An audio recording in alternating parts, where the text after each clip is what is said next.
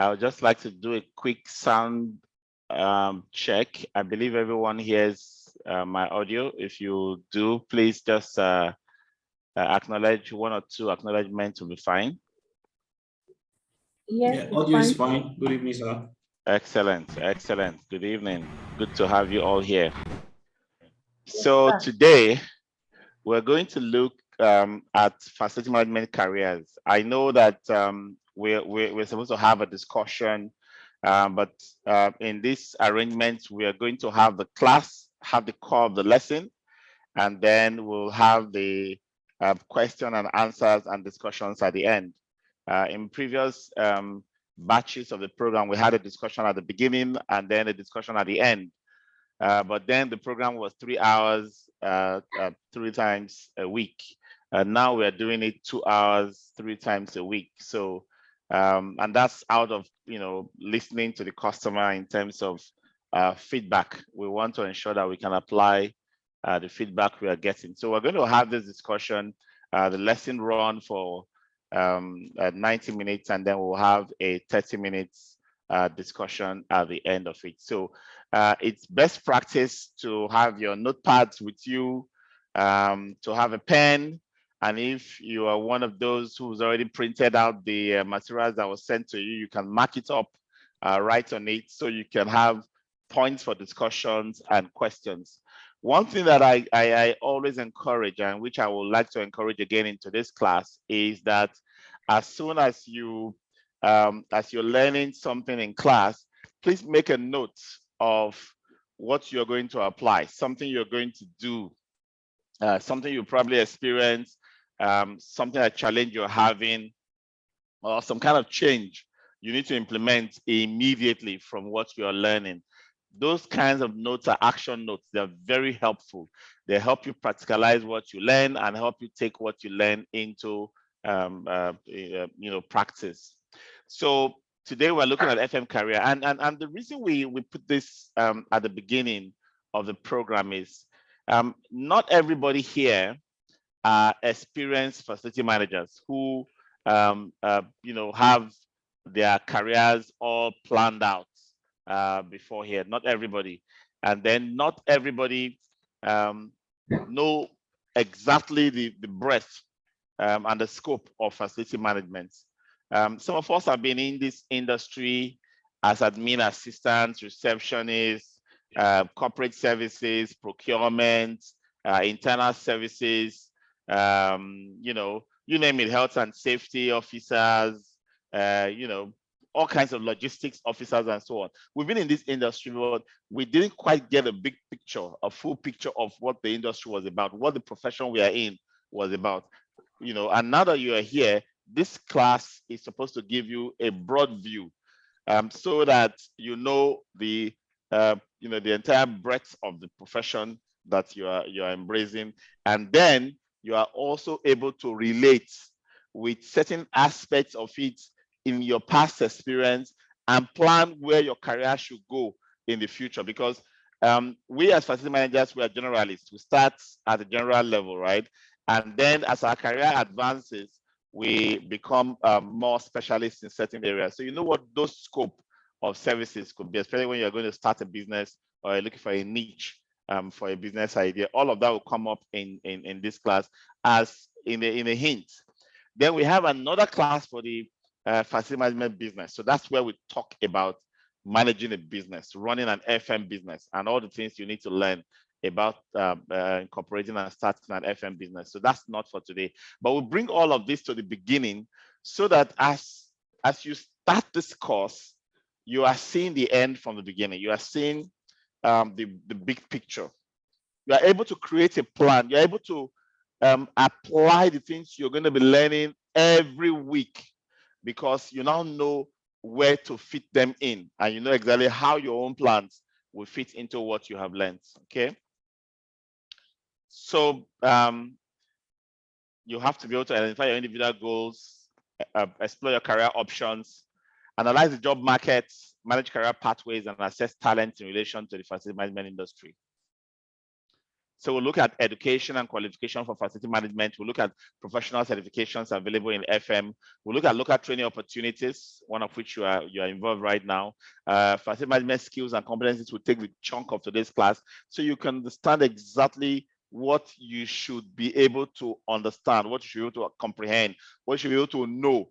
For you to say, I am a facility management professional, today you will know all the things you need to cover, know, absorb, and practice to become that facility management professional. So we'll be covering all of those skills and competencies in today's class.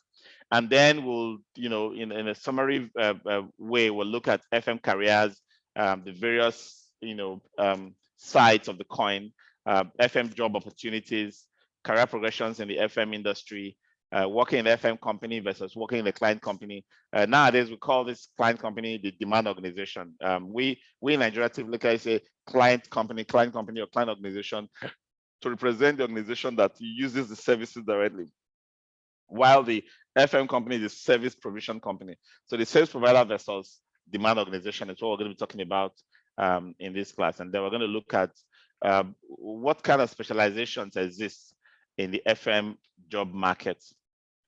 What does it take to become a facility manager right now? And a diploma, degree, certificate, whatever that helps you read, write, and analyze. Anyone that can read, write, and analyze is qualified to take on a career in facility management. That's why sometimes when I find people say, oh, I am not a graduate, I don't think I'll be qualified to take the FM Mastercraft diploma, or I don't have a degree in engineering or architecture or administration or estates management, and I don't think I'm qualified to take the FM training. No, you're not doing yourself a favor, right? You don't need all of those degrees that we pile up to practice facility management. Facility management is competency based. It's what you can do that stands you out. It's what you can deliver that stands you out. So your ability to read, write, and understand and analyze is a big qualification, right? Now, for those who are just contemplating FM as a career, whether you are experienced in other areas, I've been working in a factory, the one packaging stuff in a factory, and so on and so forth. It doesn't matter whether you have experience in other areas. Of course, there are a lot of transferable skills that you can transfer into the facility management career, but you need to start from somewhere, right? So an entry-level position will give you that opening. And what do we do in Max-Migold to help you get this entry-level position? We look for internship opportunities for you. We connect you with organizations that are looking for interns so that you could be placed on an internship for 6 months period where you can actually practice facility management. All right. So entry level. When we were in school in the UK, we virtually applied to companies to say, we are going to be happy to work for you for free. We'll buy our own food. We'll pay our own transport. We'll do everything that is required to take care of ourselves. And we will work so hard to be able to make certain achievements that you can give us a recommendation for. And we can have those achievements as things we gained as experience on our CV, so we can get higher paying jobs. Now, companies that admit you into their fold for that purpose, they are looking at you, they are watching you to see whether you are going to make good that promise, right? And when you do, they often wouldn't let you off to go after the 6 months, because they see that you have learned so much, you have now become integrated in their system, you've contributed so much, you now have value. And because of this value, they will want to pay you commercial rates. So look at entry-level positions from that respect. Don't look at what you have earned in the past. Some people have earned some cool money in the past. By luck, you were in a job and that job no longer existed, or they furloughed you, or whatever happened. And then you say, That is where I am. Many people have been jobless for years, trying to get the salary that is above what they earned last. That is a strategic mistake. Because if you stay at home for up to 1 year, the chance of getting into that position becomes slimmer and slimmer. So the earlier you can get into a job, the better when you have a disruption. But for entry-level people, please, this is the first thing. Look for an internship opportunities and contribute. And then that experience is your starting experience. For those of us who have been working for years, there's a difference between experience that spans the number of years and experience that spans only 1 year in the number of years. You could work in a place for 6 years and all you have is 1 year experience. You could work in that place for 6 years and have 6 years experience. What is the difference? The difference is in the performance and values that you bring on board every year. So if I look at your CV and the achievements, the accomplishments are different from year to year, then you have achieved 6 years of experience. But if your CV shows that you did this set of tasks and you did it continuously for 6 years, you only have 1 year of experience. Now, the next step for many Nigerian youths is to get back into the university, whether they have worked or they have not worked, or they just did a little job for a few years, and they say, "Oh, the way for me to get more money or get elevated is to go and get more degrees." It's not actually a respectable approach in facility management, because the more degrees you pile up without experience in that area, the less useful you are to a profession. Now, there are so many jobs out there. Not all jobs are professional jobs. Some jobs are just what anybody can do. Facility management as a profession, you have to have training and credentials that aligns with your experience. I have quite a handful of young people who have come into the FM industry, and they're loving the exposure, the learning, the practical dimension of the FM profession, but they are still stuck with, I read chemistry, I read biology, I read agric science, and then they go back and have a PhD in that, and go back and have a master's in that, and go back and have, whereas their bread and butter for the first 3 to 4 years of their post university or post polytechnic experience is in facility management. That will be a mistake. I call it a strategic mistake, because many people do it not understanding the implication, because this is what the implication is. If you study in one direction and you gain experience or work in another direction, when the chips are down, you will not be useful to both professions. So if you did research and studies and further degrees in agriculture, because that was what your first degree was, and you are in facility management, when people need to hire for agricultural positions, they can't hire you because they will say you have theoretical knowledge and you don't have experience. You are unemployable, even with 3-4 degrees in agriculture. Now, when you have 3, 4, 5 years in facility management and you did not gain credentials, you didn't take trainings, you didn't take certifications, you did not increase yourself in knowledge and skill in that field, what's going to happen is when you get dislocated or that job stops, you will end up not being able to find job of that parity. Why? Because you'll be seen as someone who is not valuable, who has not improved himself over the years you were in this field. You will not be employable either, except you are ready to bite the humble pie and keep taking low paying jobs. Everyone that takes certifications and credentials that aligns with their experiences will always rise and keep rising, both in professional experience, which means they will keep making achievements and being able to record great successes, and also be able to earn a lot higher, a lot higher.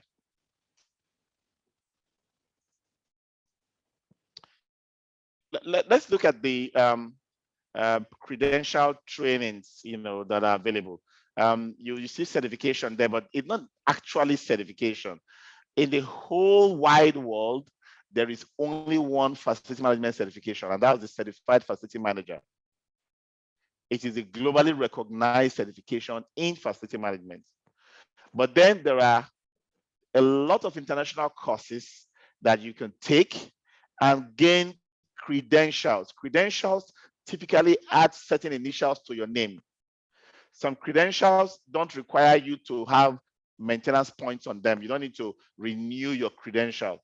But every certification you acquire must be renewed every certain number of years. The CFM, just like the PMP for those who have done project management, is renewable every 3 years, right? So it means that as a certification holder, you must maintain that certification. But before you get to that level, you get to the CFM to do that certification, you must go from somewhere, right? So there are local training. I'll talk about the local training. One of it is where you are right now, and then there are international training. The IFMA Essentials of Facility Management Certificate is not a credential. It doesn't give you an initial behind your name, right? And be very careful. Many of us go for one course or the other, go and get a degree and come back and start putting an initial behind our names without even asking if the organization that is awarding it is giving us that privilege or that right. You become a member of so-and-so association and you start putting M according to that association behind your name as designations. No. You don't do that. Okay.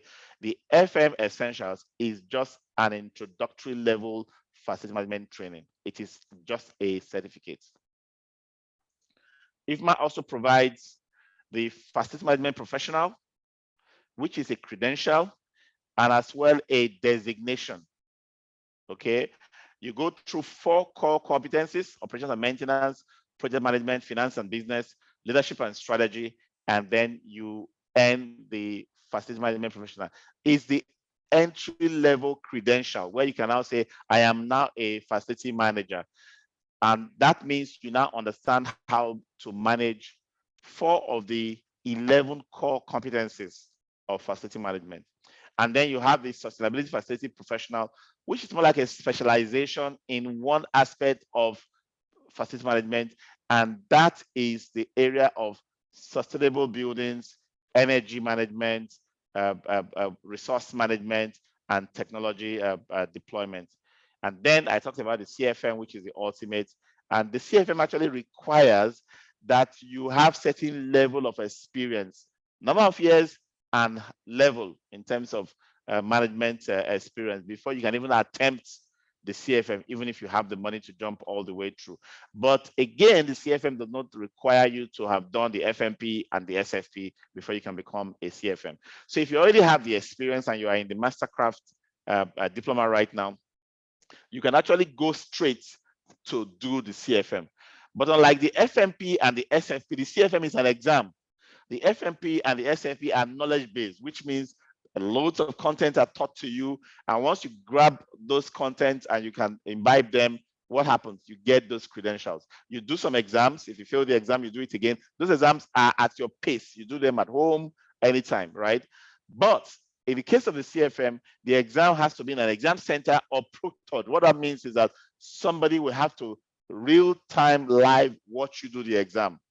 It's a pass or fail exam, and if you fail it, you have to come back after 6 months of corrections in experience and learning to be able to take it another try again. So that's just the difference between the certification, the designation, and credentials.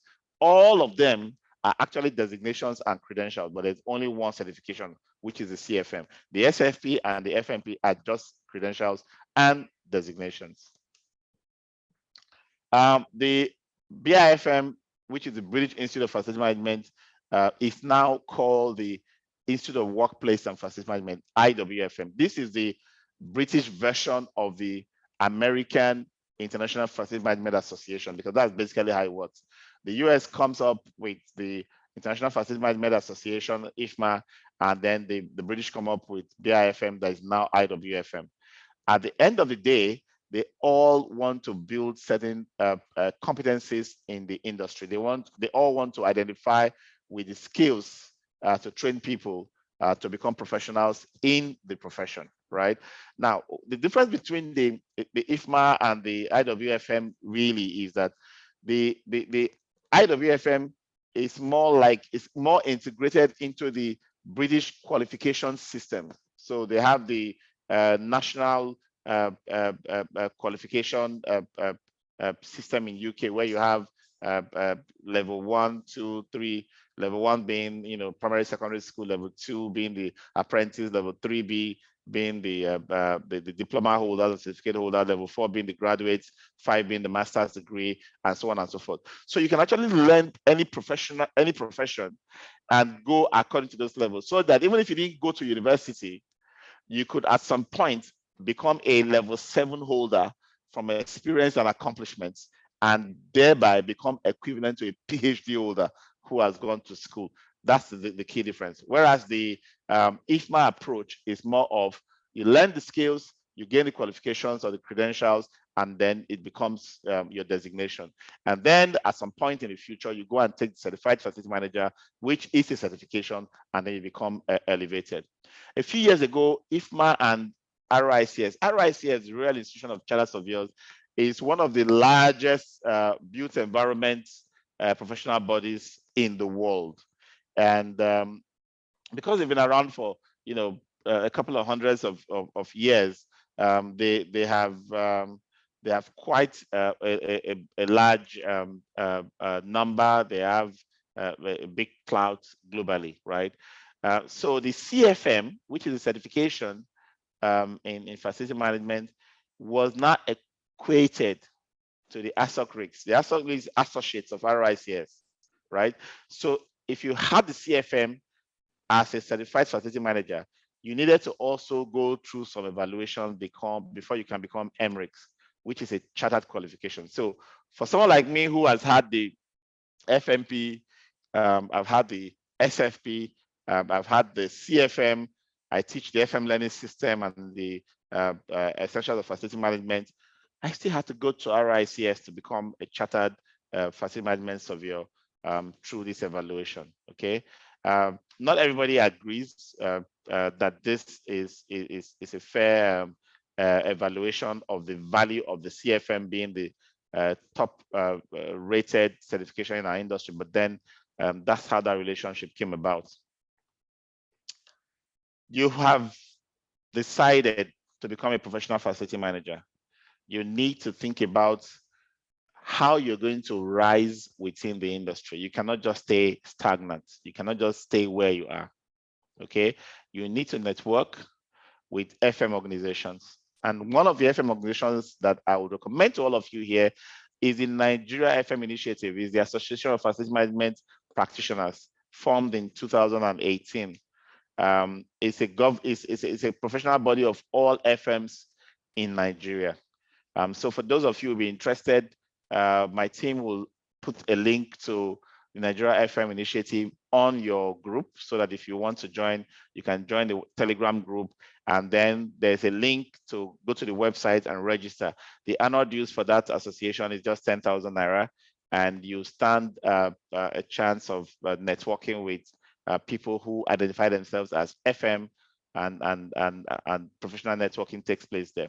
We also have franchises of the IWFM in Nigeria and the IFMA chapters in Nigeria, Lagos, and Abuja, right? So these are opportunities for you to mingle with facility managers. You will find other professions that you work with in your work environment, being able to attend industry events, being able to participate, being able to know who to talk to, being able to have peer-to-peer evaluations, being able to to have exchanges. And you'll be wondering, who else do you know in facility management? You need to belong to networks in facility management to actually add value to yourself. Max-Migold had been at the forefront of developing training content for Nigeria. The reason we started out with this is, of course, the obvious reason is the cost of international credentials training. There's none right now that will cost you less than #1 million to acquire, and that #1 million is for a 4-day program or an 8-day program, basically, right? But we felt there was a need to close the gap, make FM education available to everybody. And so we started working on local training opportunities. We built training content. We partner with other organizations like IFMA Nigerian chapter in Lagos. And then we even partner with other training centers in Abuja and Port Harcourt to be able to provide you local training. The trainings are either short courses of 2 days, 3 days, like refreshers for those who are actively practicing and want to get top-ups in some of those areas, or the comprehensive training which you are part of now, which is the FM diploma, that encompasses everything that you have in all of those short courses that you find everywhere and a lot more. What skills do you need to excel as a facility manager? What are the critical skills? We've just hinted on the competencies. We'll talk more about the competencies, but what are the critical skills for facility management? Facility management is a people profession. People are the reasons why we build and use buildings. So interpersonal and relationship building skills are key to facility management. You must be good at this. There's no two way about it. If you don't like people, then you can't be in this profession. That is the bottom line. That's the truth. You must have ability to negotiate, be a good person when it comes to procurement, be able to specify correctly, and be able to describe what you want in terms of services or goods, whether you want to buy them from vendors or you want to supply them to your customers. Be able to negotiate very well. If anyone can get something at a price cheaper than what you can get, you are failing in your responsibility as facility manager. You should be the one that can get anything as cheaply as possible. Time management. Everything that can go wrong will often go wrong. You'll be surprised. A typical day can throw you in every direction. So if you are not the type that can organize yourself around the calendar, take notes, and be able to prioritize, many of us are, mono-channel. If the boss says, do this by 9 o'clock, we'll do it all that day. We'll forget all the other things we're supposed to be doing. No. Managing your time means being able to allocate time to various important tasks at the same time. And being able to know the things that waste time, that you put a lot of time into and achieve very little results from, and the things that you put a little time into and achieve a lot of results from. You need to be able to differentiate between the things you do that proactively resolves future problems. Instead of waiting to react, you take certain actions, think through certain things to make sure those problems don't occur in the future. You must have project management skills. Like I always say, project management is not a profession. Project management is a competency that is relevant to all professions. In facility management, you must be able to plan projects. You must be able to define the scope of projects. You must be able to monitor and manage a project, close out a project, and do reports on the projects you're managing. If you don't have project management skills, go and learn it. The good thing about it is project management is, you don't need to reinvent the wheel. In fact, all the project management that we study in facility management, we borrow them from the project management institutes. We still use the same body of knowledge to pick the project steps and processes and the way to document projects and so on and so forth. So as facility managers, you need to have that competency. And then research. Everything you will encounter has either been solved by someone before or something similar or close to it has been encountered in the past. There are solutions everywhere around you. If you bury your head in the sand, you will think a problem is overwhelming you. All right. So being able to research, being able to go online. I know people that can come to me and they just throw one question. And please, can you give me something I can use for this? Can you tell me, I hear such, questions, and I answer as much as I can. But you have to be inquisitive to find solutions. You find so many problems that no one around you has solved. When you solve it, share the information. The FM must be a good writer. You write reports. And you see, some of these skills, they revolve around the competencies we're going to be looking at in a bit, right? But you write reports. You write service level agreements. You write specifications for services. You need to be able to express yourself professionally, technically. You cannot bring casual, colloquial language into professional writing. And mind you, the things that you write, they precede you. You are judged well in advance of being seen or being heard. So don't take writing casually. Facility management is a teamwork profession. There is absolutely nothing you do in this industry that is a solo duty.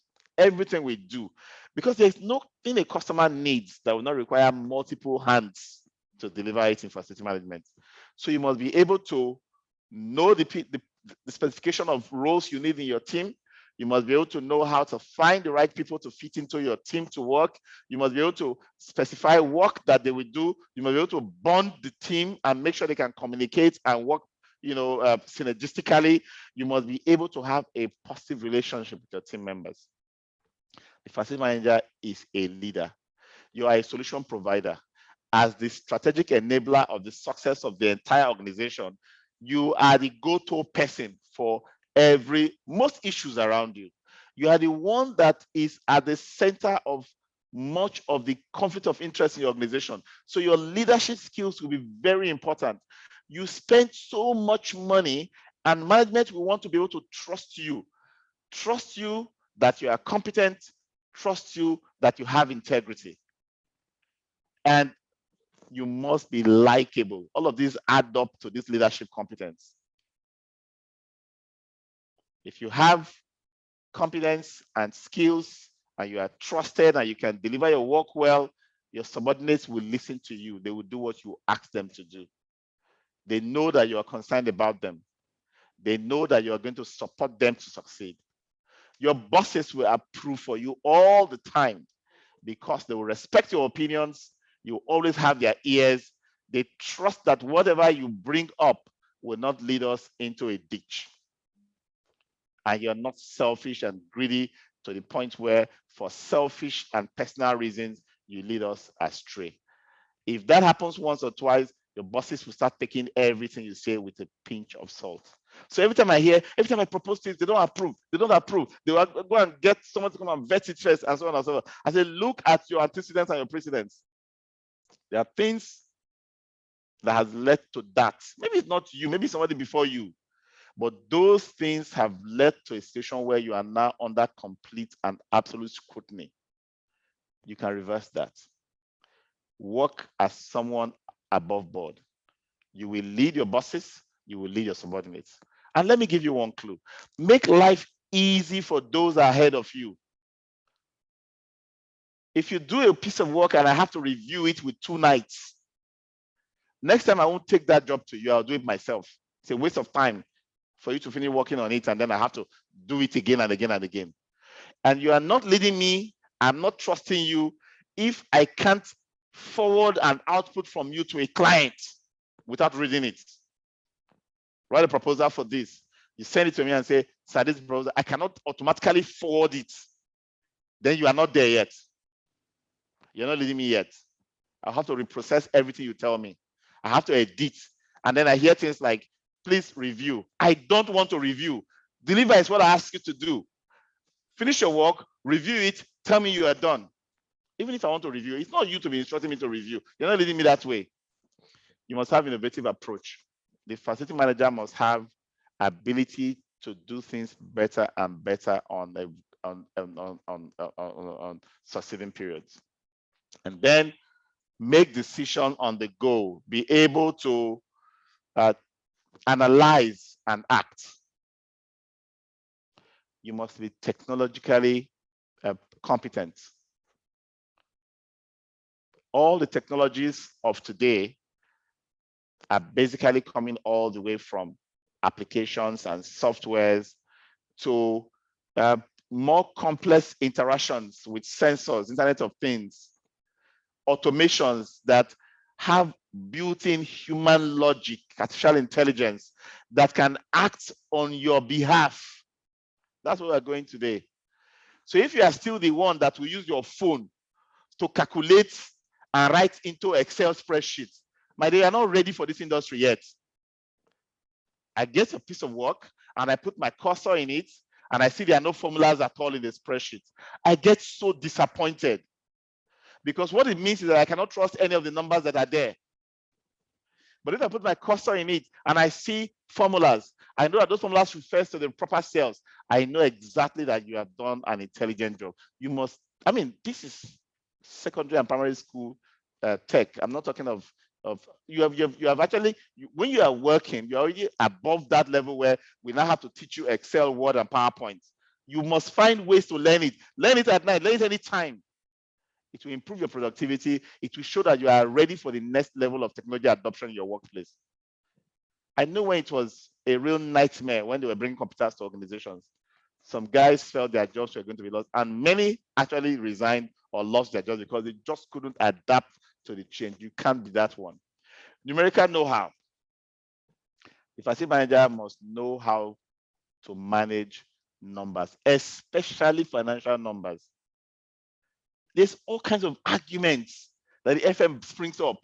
Why can't we pay deposits so that we can pay less overall? The vendor is asking for 10 million, but if we can give him, if we don't give him any deposit and he finish the job, the thing will go to 15 million or 17 million. Why are we choosing to go for 17 million instead of just giving money up front?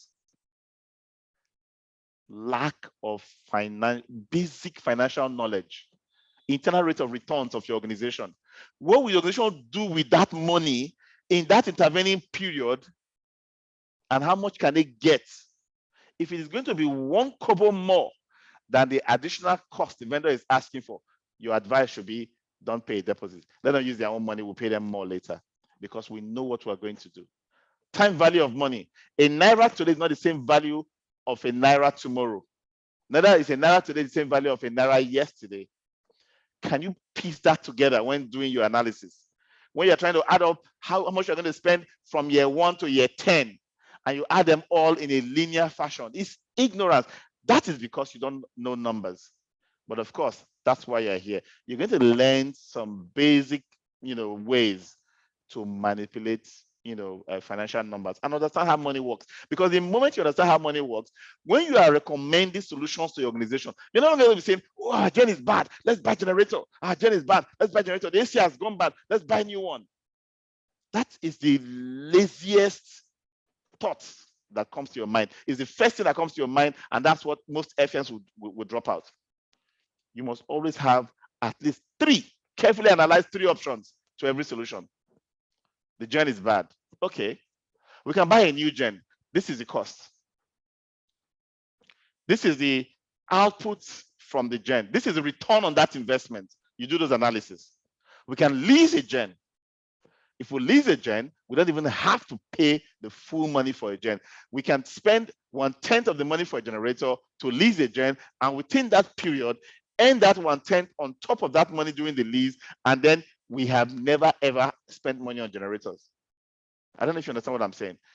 I'm supposed to buy a gen for 10 million, but I ended up leasing it for 1 million, which means I have my 9 million with me. If in that month or quarter that lease is running, my 9 million can produce 1,000,001 naira, I shouldn't buy the gen. Why? Because with that 1 million that I have spent out of the first 9 million, I make the 1 million back, I pay it, I have a profit, I spend the 9 million plus that profit. I pay the 1 million again for the next period. And then I still have the 9 million in my hands plus the profit for the second period. And that runs perpetually, which means I keep increasing that money instead of pushing out the 10 million at once for generator. So that's the kind of numbers where the American know how we're talking about.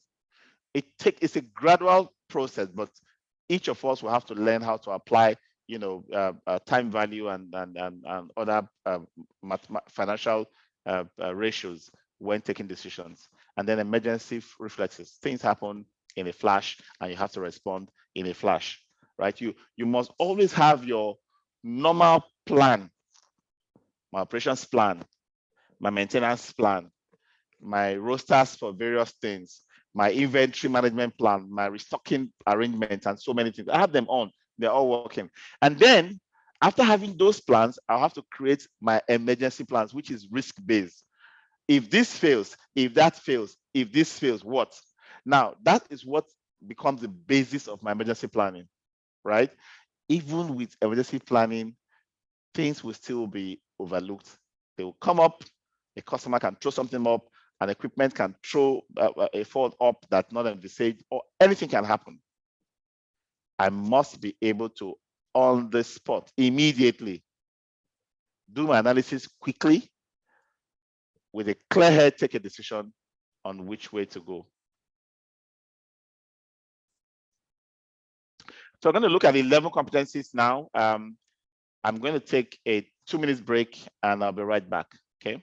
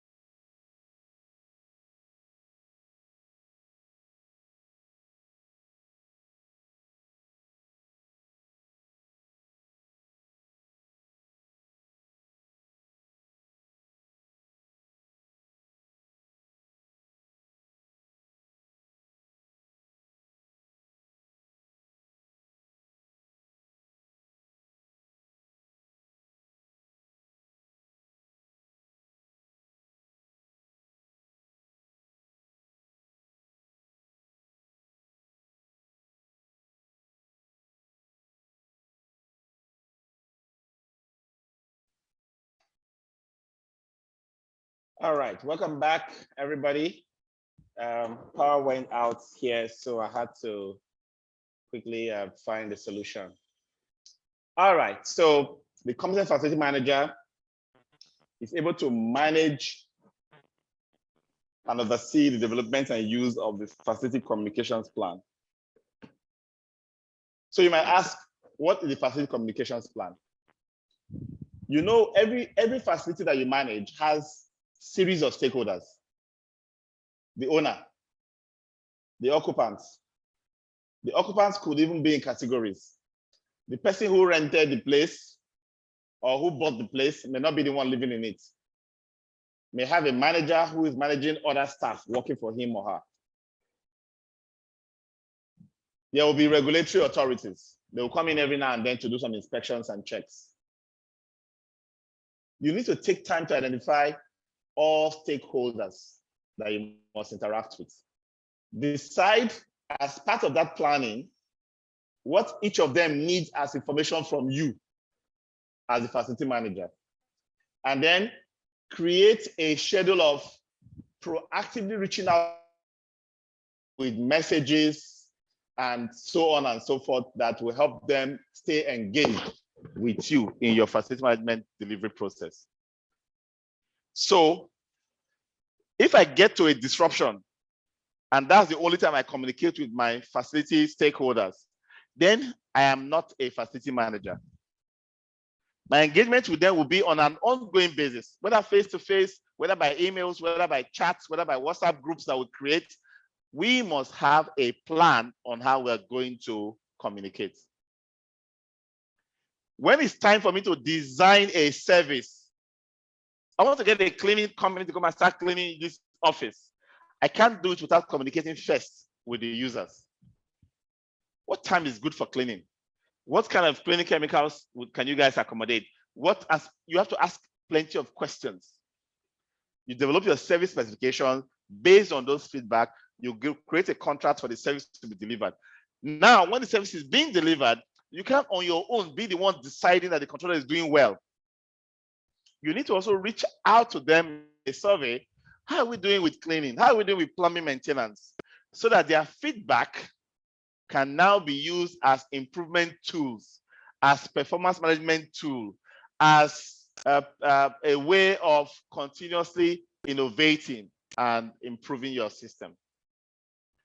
Facility managers must always get approved. See, if you are asking for anything to be approved for you to implement, and it is not approved, it is down to three things. One, your analysis is either not thorough, is lacking in critical data, or not well presented. Two, you are either talking to the wrong persons or not proactively engaging the right people before decisions are made regarding your proposal. Three, you are not liked, not trusted, or not seen as competent in what you do. It's only in rare occasions that management will have genuine reasons of not having funds, for example, trying to keep in view certain projects that you propose, but it will always come with clear feedback to you. The communication will be two-way. So you as facility manager must be competent enough to prepare and deliver messages that achieve the intended results, which means if your message is to your bosses, they would approve. If your message is to your subordinates, they will act in ways that show that they understand and they want to move to help you achieve what you want to achieve. I talked about emergency preparedness and business continuity. It's all about risk. What can go wrong? What plans can I put in place to manage that risk? This is one area that we are really lacking in Nigeria. Most businesses don't have an emergency preparedness plan. We don't take the time to analyze risk factors to our businesses. And when these risks begin to rear their ugly heads, the FM department is usually at the forefront, where it's shop floor department. So we need to be able to write down risk plans. Of course, not just us as FMs. Risk plans are put together with finance, with IT, with health and safety teams, and so on and so forth. Environmental stewardship and sustainability. The facility manager is responsible for the built environment. The built environment is responsible for 40% of depletion of the Earth's resources through energy extraction. The built environment is also responsible for pollution of the Earth, up to 40% equally, through landfills from construction and facility and home and people use waste from buildings, right? Why do we want FMs to learn environmental stewardship and sustainability? Because if they are environmentally sustainable, they will not only use resources intelligently and reduce costs, they will also reduce the rate at which we consume, deplete, and destroy the earth. If we are 40% responsible for the consumption, depletion of the earth, if we become smarter by 10%, the earth would have been saved by up to 4%. That is the implication of the FM being able to competently create environmentally sustainable plans and implement FM operations with sustainability as a focus. Finance and business, we spend money. So this is something that the FM needs to understand. We spend money just next to salaries. It's only salaries among the overhead expenses of every organization that is sometimes larger than the facility management spending. But the FM spending has a character or a feature that is unique to it. We spend in all directions. You are buying a long list of different things. You have contracts for a long list of services just to make the built environment functional and to make to improve the well-being of the users and the productivity of the business, which is your main goal, right? Now, because you spend money all the time, if you don't know how to proactively plan for money, if you don't know how to communicate value from the money that you spend, if you don't know how to reduce your costs to make your services the least practicable cost possible, then you are lacking in this key skill of finance and business. And to do this, you must be able to manage things like budgets, write financial reports, understand financial statement of the organizations using financial ratios. If your organization is doing well, by looking at the financial reports, you will know. Some organizations are not doing well, and the FM is oblivious of this. They keep asking for more money to be spent. They keep spending money on things that are frivolous, not well thought through in terms of the value or impact on the current realities of the organization. You must be able to manage contracts. I've heard the FM say things like the contract was put in place by procurement or legal, and we don't know what they put inside. Contracting for FM services is your baby. How? You draw up the service scope. You write out the specifications. Okay, so what does that mean? I want to install air conditioners in the boardroom, 2 air conditioners in the boardroom. If that is all you know, you've not done anything. I want to install air conditioners that are 2 horsepower, that start at so and so current, that run steady at so and so current, whether they have inverter or they don't, they fit so and so shape and for to be fitted into such a space, and so on and so forth. They will not require, they have a voltage stabilization mechanism that will not require me to install a stabilizer or whatever corrector, power corrector around them. I need to go on and be able to specify exactly the things I expect to see in the correct air conditioner. Because when procurement picks that from me, they will go to the market and use my specifications as their checklist. If all I told them is 2 horsepower AC, the rest are short. They will go to the market, there will be 200 options, they will pick the cheapest one, and you will cry and say they bought you the rubbish. So contracting and procurement is facility management job. Specifying.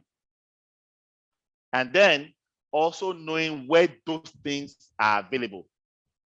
Okay? Be able to outsource properly If contractors are working for you and you cannot measure and manage their performance, the company is losing money in that process.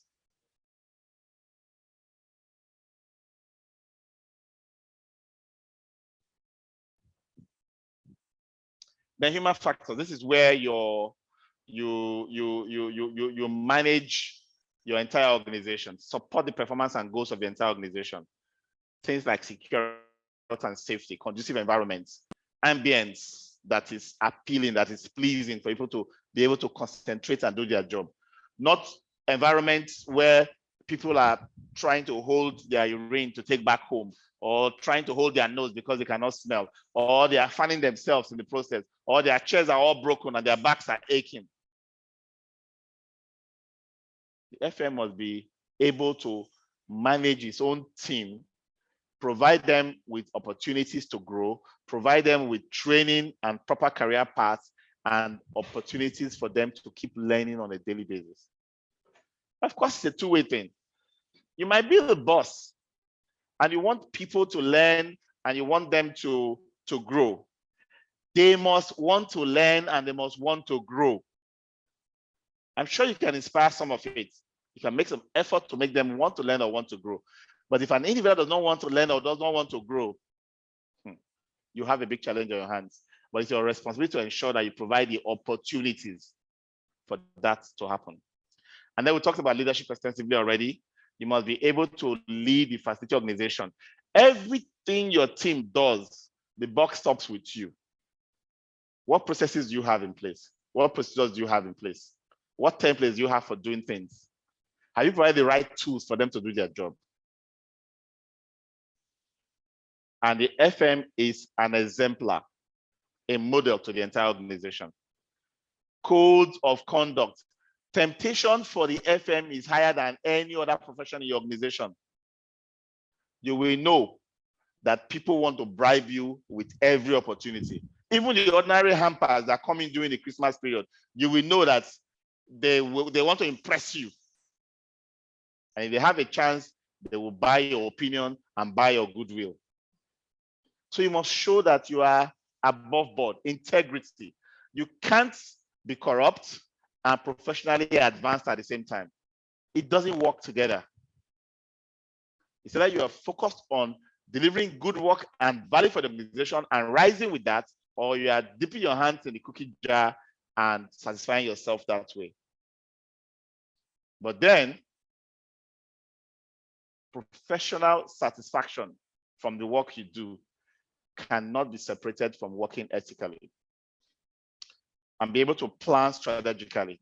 The facility manager must be able to see well ahead, create objectives and goals for his organization, for his team, for specific projects that he wants to achieve, and create milestones and plans to implement them on a stage-by-stage basis. This is one area that FMs are very conversant with: operations and maintenance. Being able to assess the condition of the facility. But the problem we have with operations and maintenance is that we are mostly reactive. Put it on, put it off. It breaks, fix it. It's finished, buy a replacement. That's what we do. If you were asked, what is the condition of your facility? You probably use a vague word like it's new, it's very okay, or something like that. That's not what's expected of you. You are supposed to be able to do defect analysis to be able to analyze what we call the facility condition index. There's a class for that, so don't worry, right? Being able to say this is the facility condition index of my property means that you are able to carefully understand and catalog all the defects, quantify what needs to be done to fix them so that the facility can return back to brand new. And then you must be able to manage the process of acquiring building systems and equipment, installing them, operating them, maintaining them, and disposing them at the end of their useful life. All kinds of services, hard and soft services, come under our control or management as facility managers.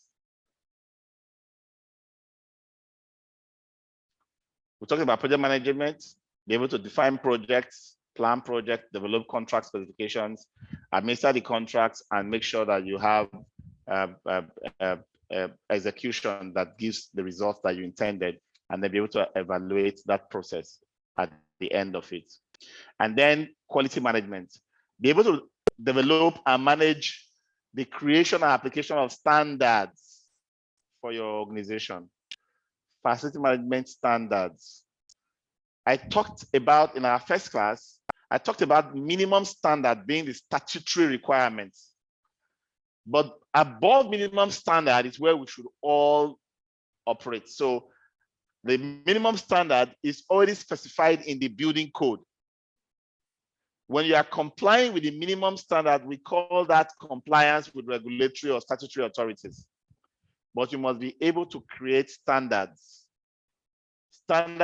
of behavior, standards of performance, best practices that can be copied from you, best practices that you can copy from others through benchmarking, and have a very strong focus on delivering results for your customer.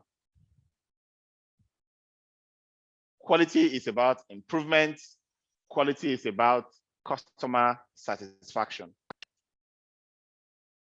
Real estate and property management.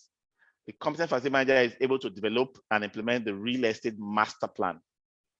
I won't push it here. There's a whole class for us to review the real estate master plan and the strategic facility plan. It's important that we are able to develop such plans, because every time you take up a new facility and you just start from day one, yes, put on the lights, put diesel there, clean here and clean there, right? You are starting from the bottom. At that level, you are telling us you know how and what, but honestly, you don't know why. You don't have a strategy, you don't have a high-level objective that you are trying to achieve. And that's why if you operate in that operational level without a strategic planning, what's going to happen is that you will get used to worsening conditions over time without even knowing it.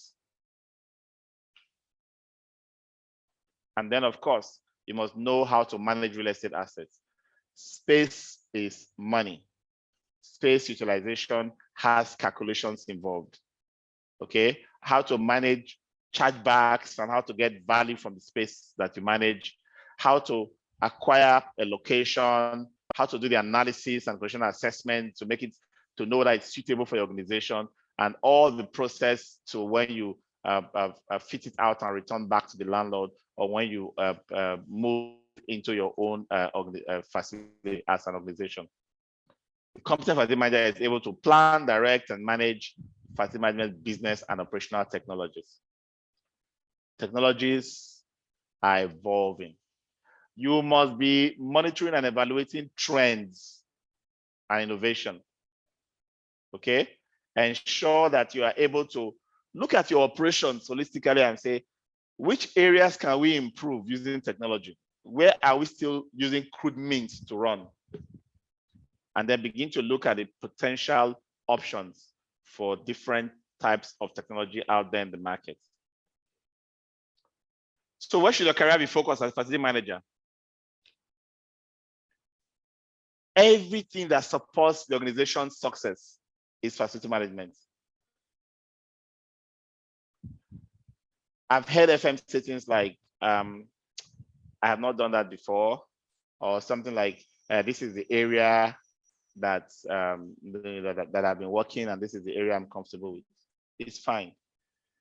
But it's important that you understand the breadth of your profession and gain experience in as wide and a selection of areas as possible. So if you get an opportunity to learn new skills in another area of facility management, please jump at it. So whether it's cleaning, maintenance, environmental health and safety, space and move management, fleet management, security services, fire safety, operations, emergency preparedness and business continuity, and so on and so forth. The FM needs to be able to, learn these skills and gain experience across them. What do you expect? The FM's job is a 40-hour job a week like every other one. But now listen to this. The facility manager is not like any other employee. The other employees are coming as members of the core business. They come to deliver the reason the organization exists, right? We come in as strategic enablers of that delivery process by providing them functional spaces and services that helps integrate and provide results on the things they are there to do. So because we are different to that extent, we don't come to work with others. We don't come to work like others. We come to work for others, and we come to work because of them. And because of this, there are things we cannot do while they are busy doing what they are doing. In essence, we have to move certain activities to off-peak or off-work hours. So the FM must be able to create a justification for not coming to work like every other one at 8 a.m. and closing at 5, because you won't be useful much. Much of your work will be between 6 and 8 and between 4 and 10, for example, and even weekends. So why would you now say, oh, well, our job is so hard that we do 80, 90 hours? The time you spend with others in the office waiting for them to close, who is punishing you? If you have inspections, let it be planned. Let your hours be planned. And one of the things I do when I go out to do inspections with you is I watch out for how many times your phone rings, and then I listen in on the kind of conversations and directions you are giving to your staff and your team. It tells me whether you are an organized, planned, effectively planned operation, or you are still carrying yourself about like the encyclopedia that tells people, open the bottom drawer, you see a key there. Take that key, go downstairs, open the door. When you look under the left, you see something, pull it out. That is the kind of leader you are. Then there's a problem. Your 40 hours will not work in that case, okay? Your responsibilities could be everywhere, right? You could be doing all kinds of stuff as a facility manager. Just be ready to have an open mind to the range of tasks that the FM duty will bring to you, okay? And then keep abreast of changing regulatory requirements. There are some things that we'll be doing before that model codes like the Lagos codes or local government codes might have changed. We need to understand them. And then we need to keep looking at our costs. You need to always, every customer, your bosses expect you to keep getting it better and better. And as facility managers, we are generalists. We don't do everything by ourselves. We work with a team. If you have people in your team that you still say things like, no, I can't get that person this work, that means you have a problem. You are still trying to teleguide or micromanage people, or you are still warehousing all the jobs to yourself. Oh, critical judgment is done by me. If you have to do it well, you have to do it yourself, right? Those are dumb philosophies that you should get rid of. Empower people, train them, challenge them to do something more than they are even willing or able to do at the time. We call them stretch goals, all right? The FM job could be in every dimension. You could be dealing with customers, you could be dealing with security, support services, maintenance, managing risk, and so on and so on. Even catering is facility management. Now, let me draw this line between core versus non-core.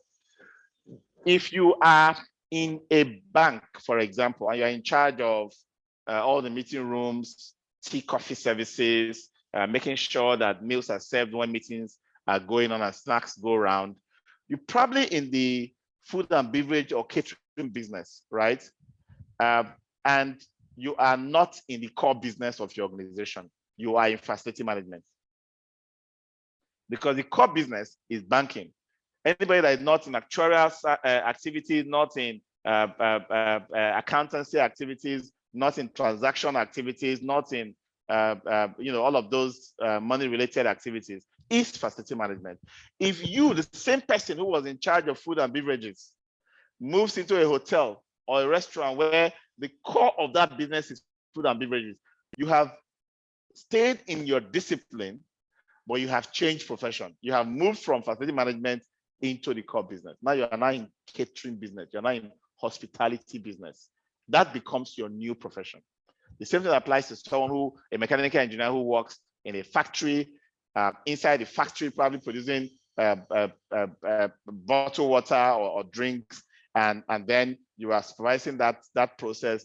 And then tomorrow you are no longer in that bottled water plant. You are now making sure that water treatment works and water is supplied, sewage is taken out, power is supplied. You are not providing support services to the core business. You have switched profession. Your discipline might still remain the same.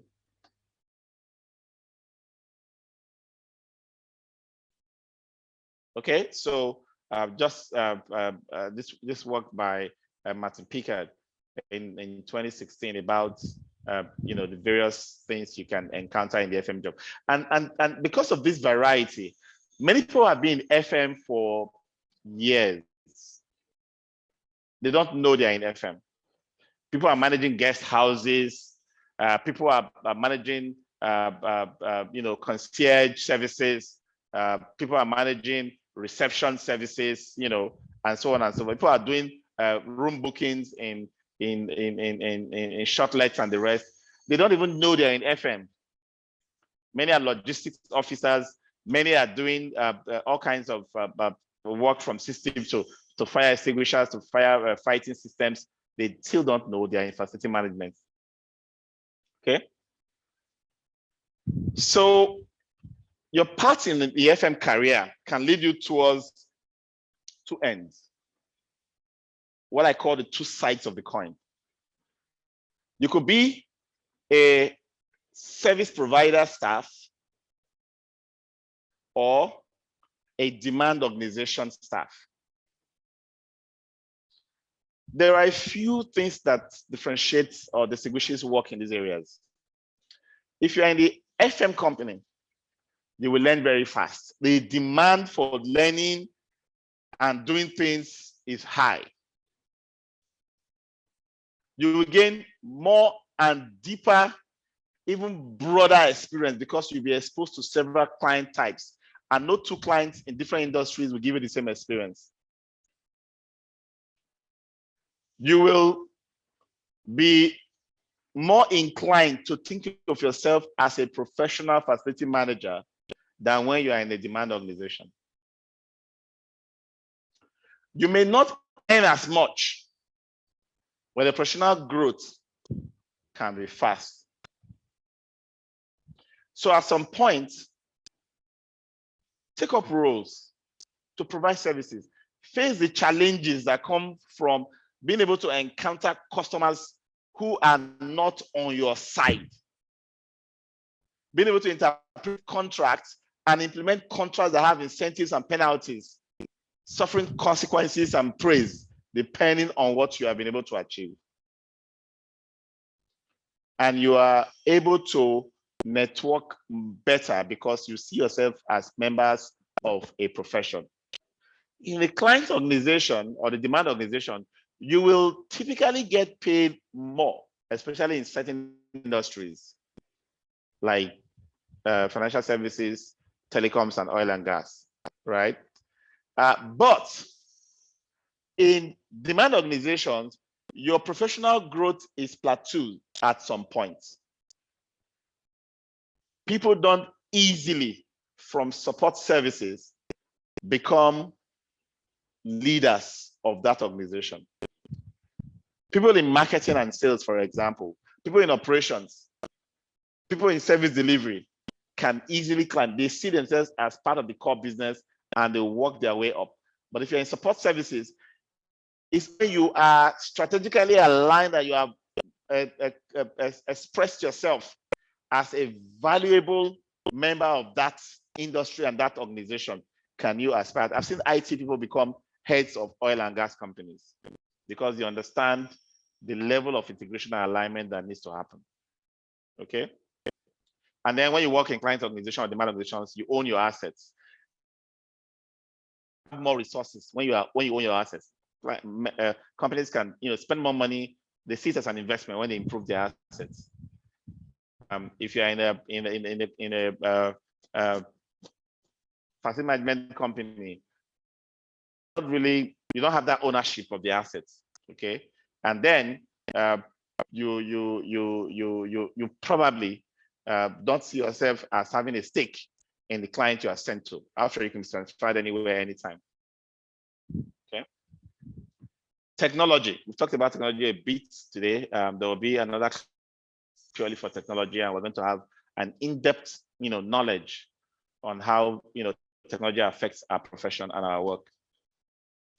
FM levels of operation. FM is operated or run at 3 levels: the operational level, the tactical level, the strategic level. At the operational level, you are creating rosters, you are buying supplies and managing inventories, you are assigned work to be done, you are dealing with customer complaints and issues, you're supervising contractors and so on and so forth.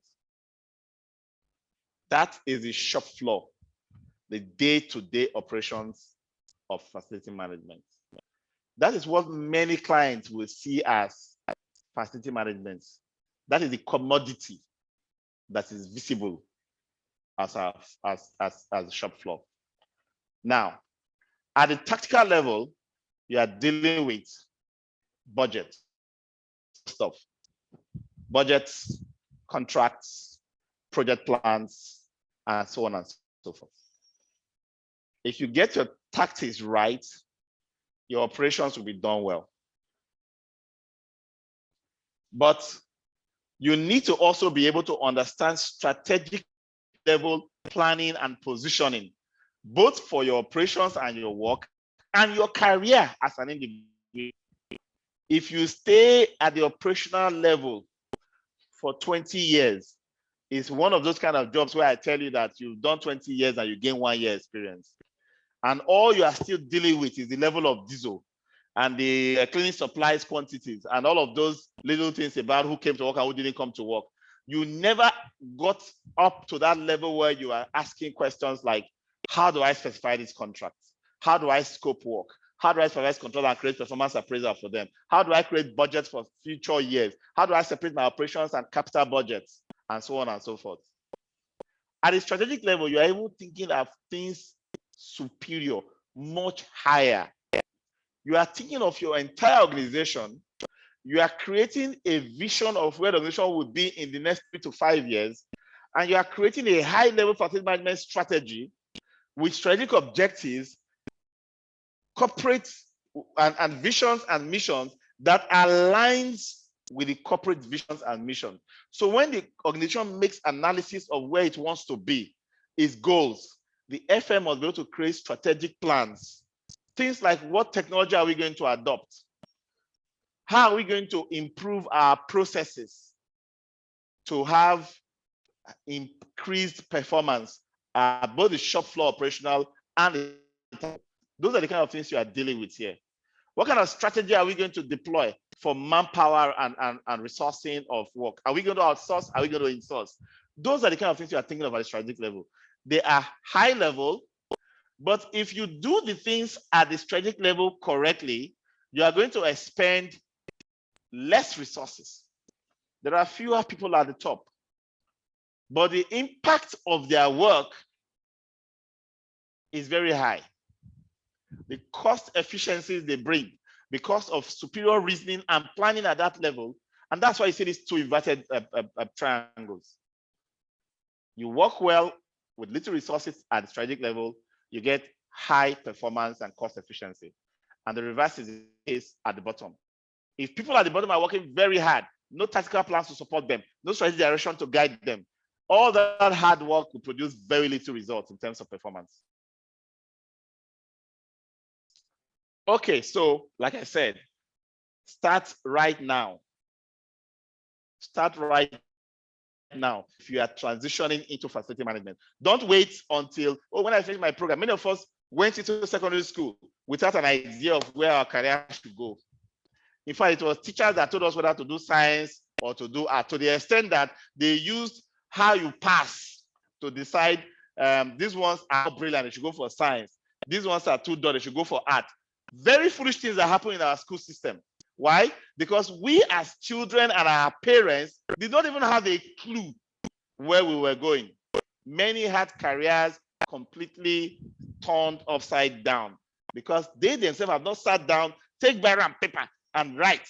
Okay, so what do I want to be? How do I get there? Who has gotten there? What has the person studied? What are the qualifications of that person? No, you didn't do that. Many are universities today, they are waiting to graduate first. And when you ask them after graduating, which work do you want to do? Any job you have. You said the FM Mastercraft. From today, you are not going to wait on the 3 months or 9 months to say, when I'm done, I will decide what I want to do. Right now, start planning your professional development and your career. You're looking for a job, go on your CV now, get ready to start applying. We start now, we don't wait. Time for questions.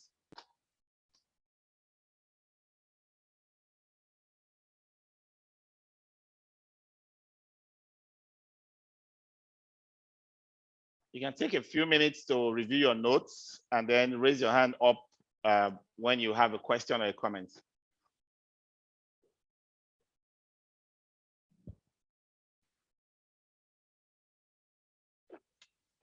All right, I have Moses. Moses, you're ready, right? Go ahead.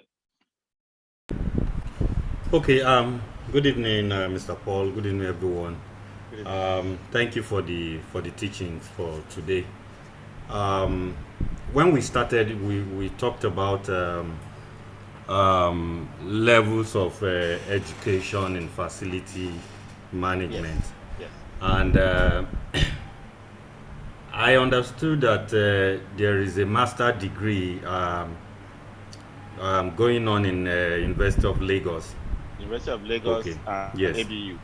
And ABU. And So, Nsukka.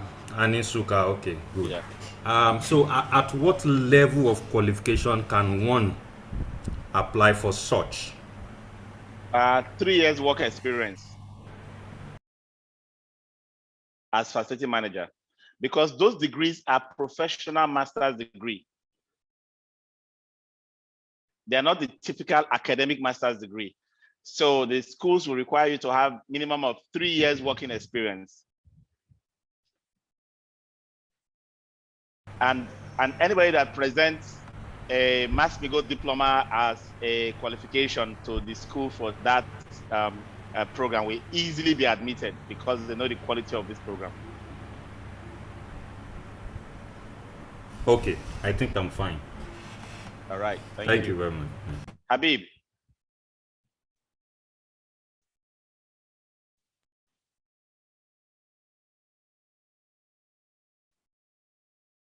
Habib Ajibala, you can ask your question now. Okay. Thank you. Good evening, Mr. Paul. Good evening, class. Good evening. Thank you for the wonderful presentation and very insightful presentation. You have really expand our scope as far as FM is concerned.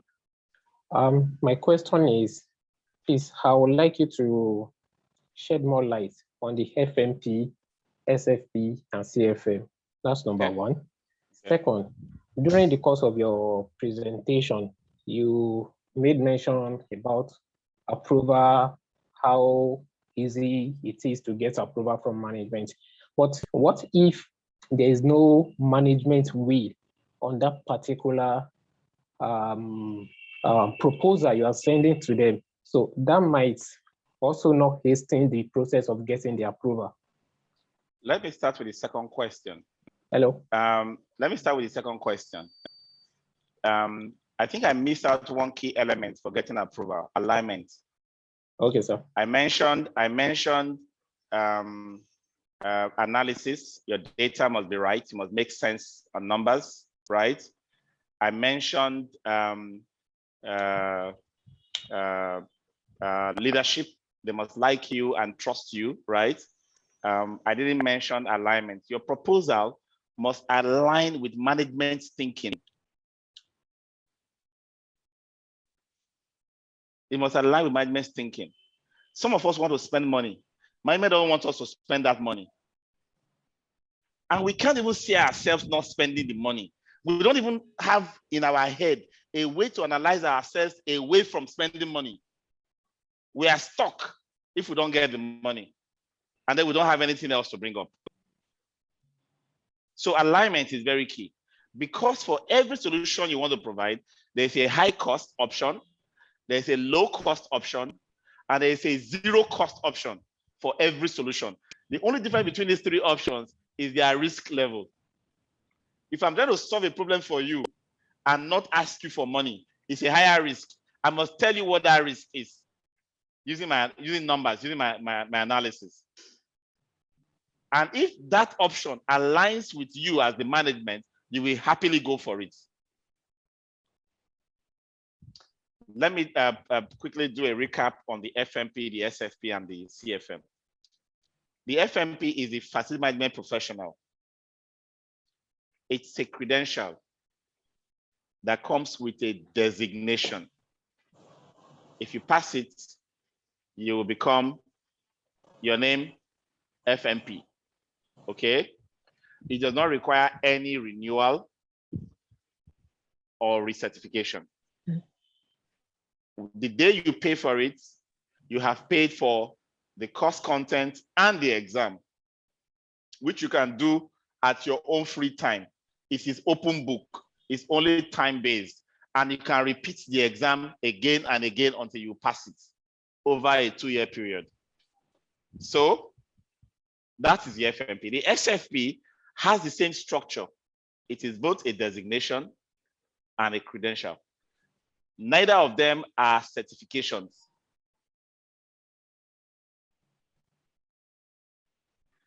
The CFM right now is a competency and experience testing system. It's not a knowledge-based program like the FMP and the SFP. It tests your experience, it tests your decision-making. So while you may have a question in FMP that says, what are the advantages of this? The following is not a feature of that. Pick one, all OBJ. You will get a question in the CFM that says, you are the director of works in the University of so and so, and the university has just decided that we are going to relocate from a temporary site to a permanent site. The following are steps that you must take. Which one is the most appropriate first step to take? My dear, all the options will look correct to take as the first step, right? But then there are certain methodologies with which you think and process information and data as a CFM level. You study them. Roll up, for example, how to see things from a very high level, looking at the impact of a decision on multiple stakeholders, both within and externally. You know, sometimes if you are at the middle or lower level of management, you see things from your own purview, from the area you cover. But when you are tackling CFM thinking, you must see things at a very high level. We call it the 30,000 feet level of reasoning, right? So some of those things are what the CFM exam will test. It's mostly scenario-based and less of knowledge-based, okay? So that's why the CFM is different, and it's a pass or fail. You can't just write the CFM in your laptop in your bed and write it again the next morning, no. You have to go to an exam center or book a proctored exam where they will actually have a human being watch you through your camera for the entire 4 hours you are taking that exam. And the pass or fail comes in immediately. If you pass, good luck. If you didn't pass, 6 months time, they will give you a guide to how to play again to apply for the exam, and you pay again to write the exam. So it's a top level thing. So I advise you, as you are moving on from this stage, start preparing yourself that I typically give people a rule of thumb of 5 years for everything, right? So every 5 years, earn a new certification, designation, credential, or degree, right? If you are using that rule of thumb, in 15 years in your profession, you would have reached the zenith. Worst case, I don't know why you've not achieved it in 15 years, but worst case, 20 years, right? So that you don't go and retire before you achieve the zenith of that profession, okay? Blessing.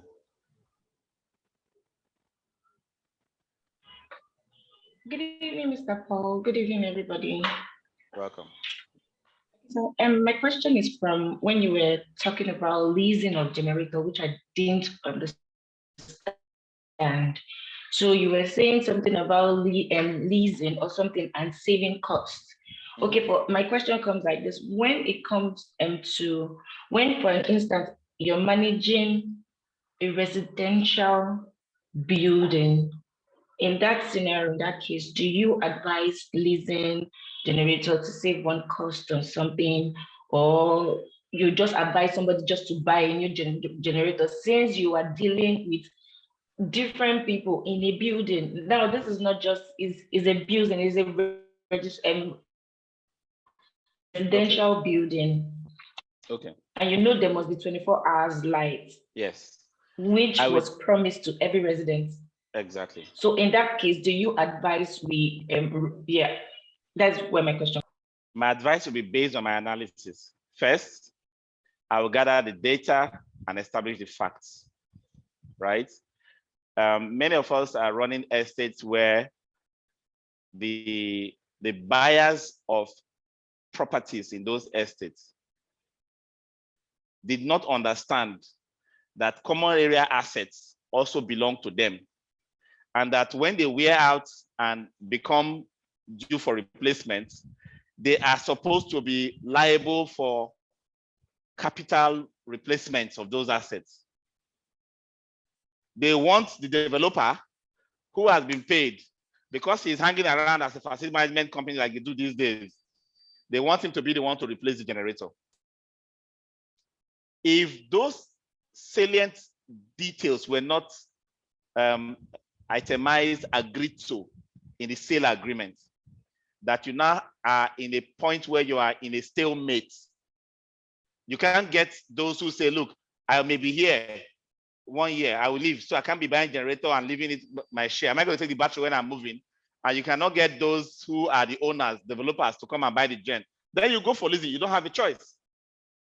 But before I even drop that you don't have a choice, leasing is still not the only option. We have an economy called anything as a service today, where you don't have to acquire any asset on your own. I don't even have to lease the assets. I can get utility from another person's assets and pay for exactly what I consume. For example, instead of leasing the gen, I could as well, based on my analysis, go for a third-party gen provision who meters me and gives me power that I pay for. So generators are very classic. Do you buy the gen? Do your analysis. What are the facts? What are the data? Do you lease it? What are the facts? What are the data? Do you get a third party to bring his own equipment and power you on a meter?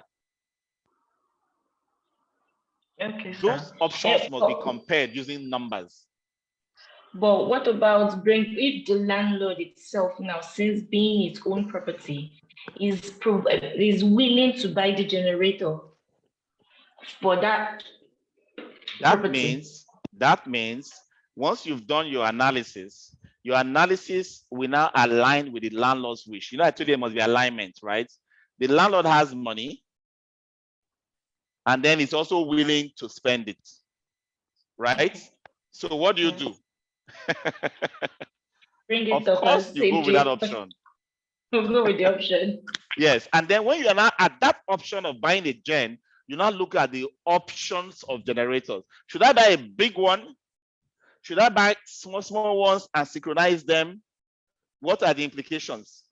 Even though I decided I want to buy, I must still go on deeper into the analysis to understand what I want to buy and the implication of that option.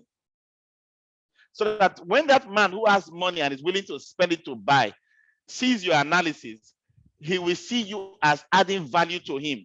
He could be ready to spend 20 million and you show him that only 11 million will solve the problem and will still have generator that we bought. In fact, he's going to raise your level and raise your pay and praise you for saving him 9 million, and you'll be very highly prized in his hand. That's basically how FMs work. Not because he says I have money I want to spend on buying a gen.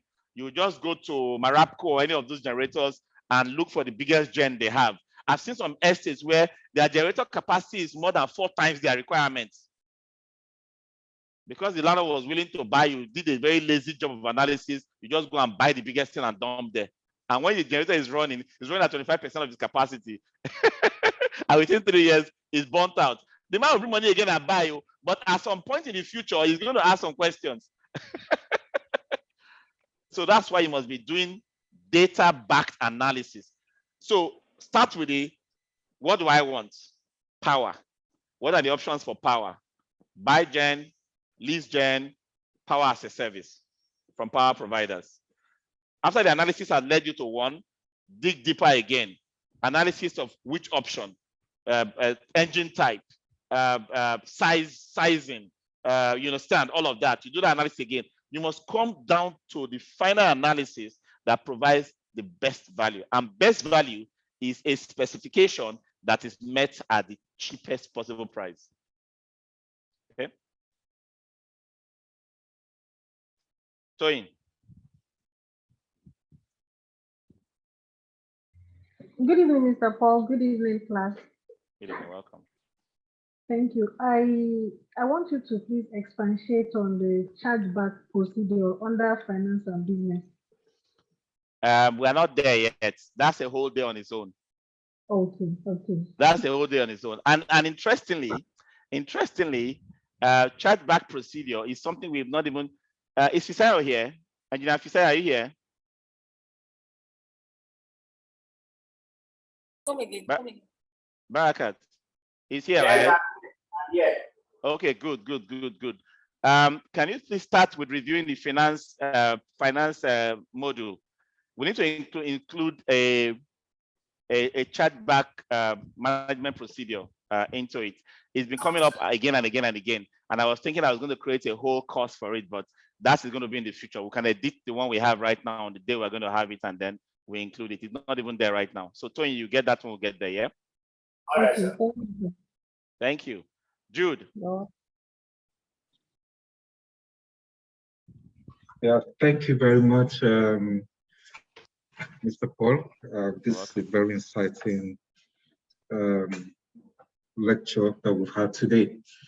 My question is on the strategic and tactical level of operation. And I wanted to try to see how it can be juxtaposed for someone who's working for a client or working for a company. Okay, fantastic.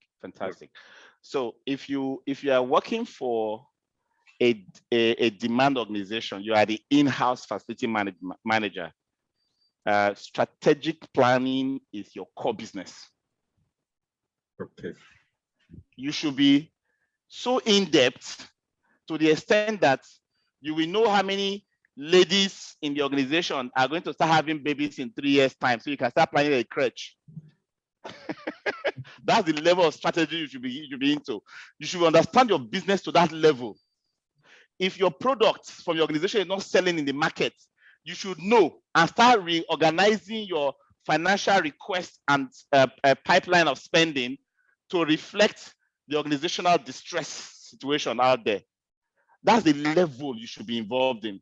You should be able to analyze your financial report of your organization to the point where you will know the difference between profitability and cash flow. You know, some companies can have a lot of money in the book, but they don't have money at hand.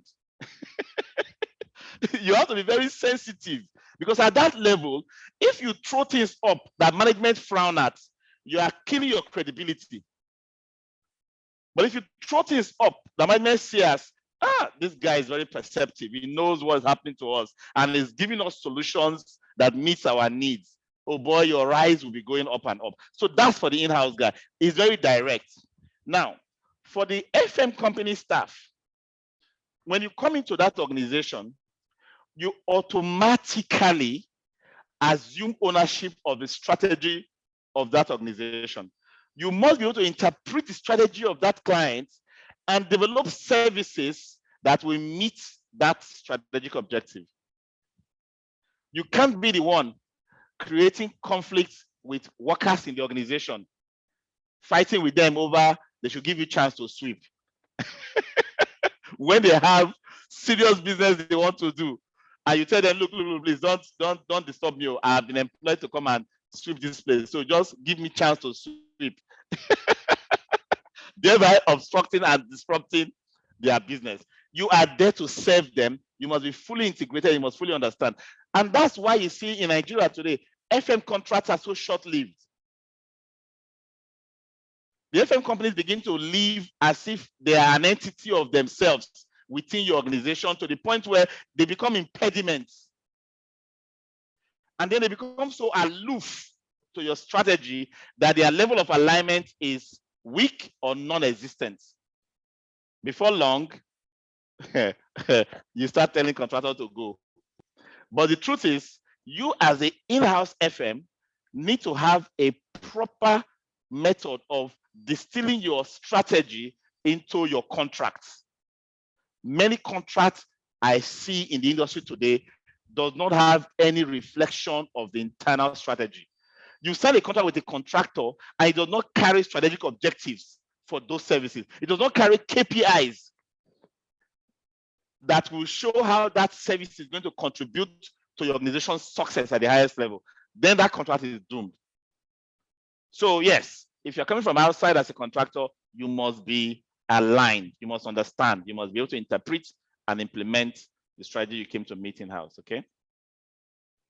Okay, thank you very much. So if I'm looking at that, then it means that, for instance, if I am preparing a PO for a vendor, or I have to look at the cash flow system for the company. Exactly. And then they'll probably now tie the PO to that. So for instance, instead of paying immediately the job is done, we'll let the vendor know that the payment is going to be a particular number of days after submission of the invoice, so that it will help with the cash flow. Exactly. In fact, all your decisions will tie to your understanding of the organization. See, I did some contracts for some oil and gas companies, and they will tell you, we'll pay you after 90 days, after 45 days. Initially, I thought it was wickedness. I know that most contractors will increase their rates to whatever. Of course, they make it competitive anyway. And then you feel you're making a kill on them. It's a lie. It's still a win-win for them. Not paying you today helps them plow that money into what they want to do with it.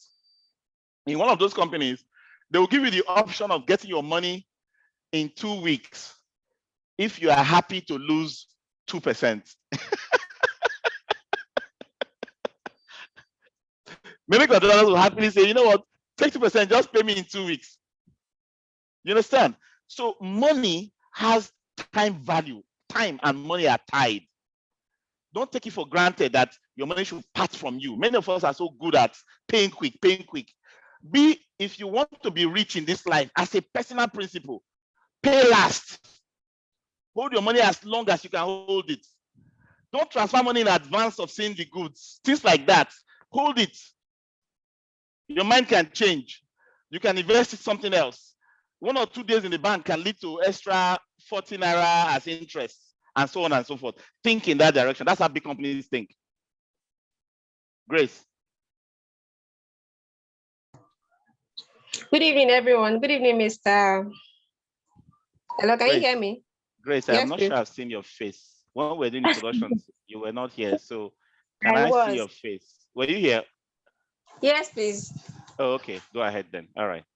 Yes. When you were talking, you talked about time value of money.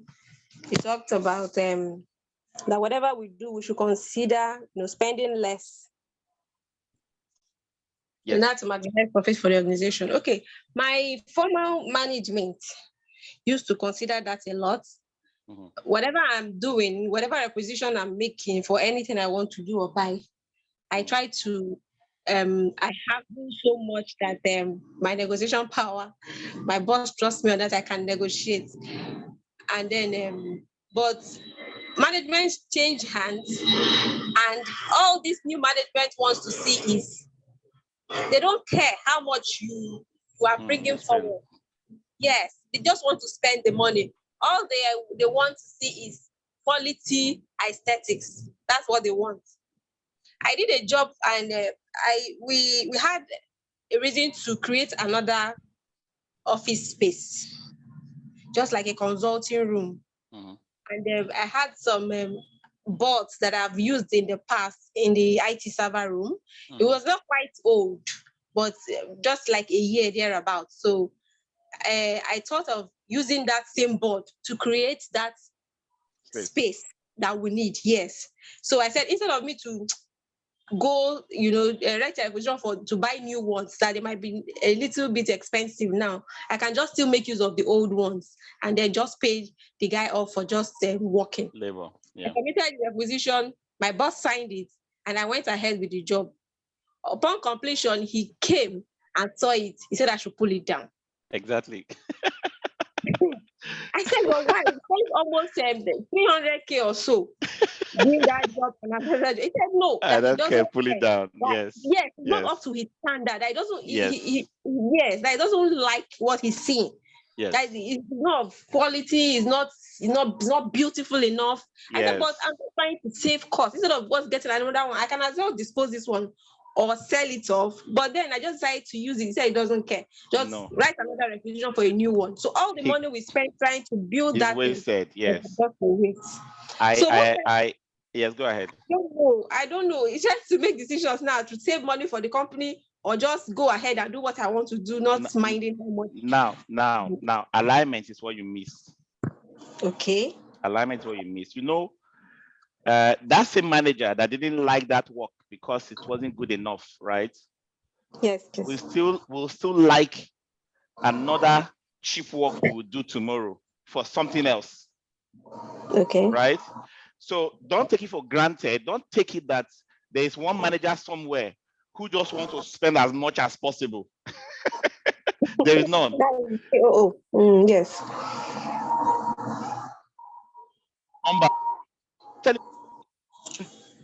Hello?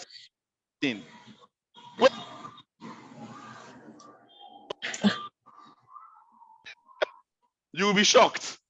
I lost you for a moment.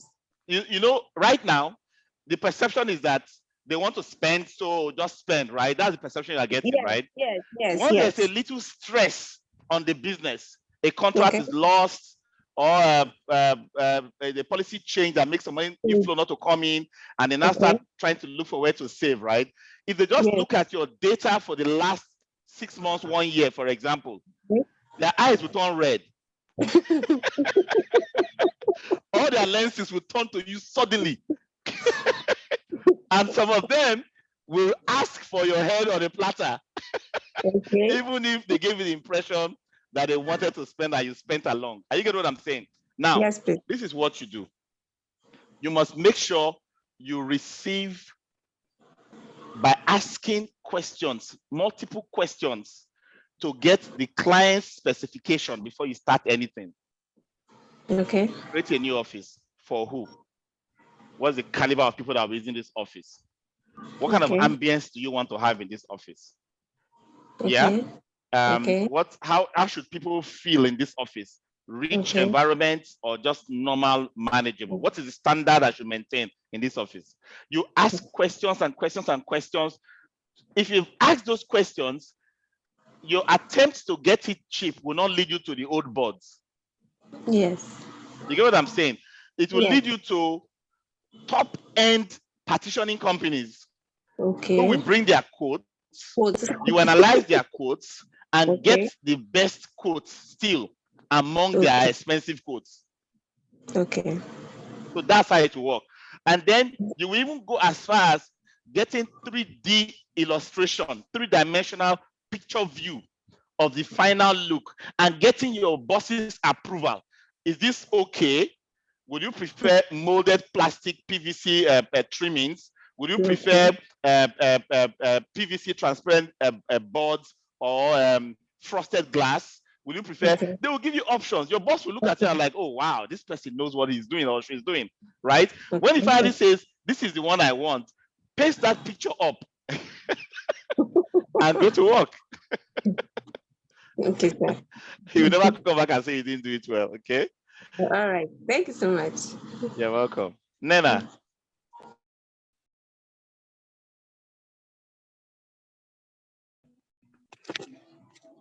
Hello, Mr. Paul. Good evening, everyone. Good evening. Welcome. All right. My question goes to us. You spoke about the hours of work that an FM should be able to carry out in a week. Yes. And my question is, what if you're working with a client or an employer who always wants to see you at the office at every time? How do you manage your time and how do you make it flexible? You know why they want to see you at the office at any time? Because you didn't give them your work plan. If you create a work plan that captures all the things they would love to see you do, beautifully arranged, and the work plan includes reasons why you need to move certain works to off hours so that you don't disrupt the operations, so that you can focus on supervising and be hands-on with the workers who are doing the job, right? When that work plan is presented, that same boss will happily approve it. Okay. And then in that work plan, because you know that the boss likes to see you, schedule one day where you write in the work plan, hanging around with the boss. I'm sure he or she will smile and say, what do you mean by this? That's the one you will now use to explain that I do my work a lot of times without you noticing. But if you're not seeing me, you feel I'm not doing my work. That's why I schedule this time to be working around you so you can be seeing me. Before long, they will dump that line item and you'll be able to do your work at any time, provided you are showing value and you are reporting correctly. Do you know that most FMs don't have a reporting mechanism that reports on what's important to their employers? A banker, for example, does not know how to give you a report card, does not know how to write what you should report on. It is what bothers them most. Like you are spending too much on diesel, start giving me diesel log. I must see how diesel is being consumed. Or maybe you are spending too much on certain consumable. I must see how you are doing that. They will be forcing you to those reactive reports because that's the one that pinches them. But if you create a structured report that dovetails into key performance indicators, that works its way down to service level agreements for all of the services you provide, and you are showing how activities are resulting in value to your employers, they will not need to see you. FM work does not need to be hanging around people. In fact, when you come around people, you are practicing what we call management by working around, which means you are getting inputs for new services, you are getting feedback for services you performed and surveying their feelings and perception of what you have done, and you are checking what your workers have done and so on and so forth. They see you being actively and proactively working, not sitting around like them. Because if you are sitting around with an IT person, the IT man knows that you are not doing anything by sitting down. Your job is to make sure the building is working. So sitting down beside him, he's the only one working. The same thing with every other department when it comes to FM.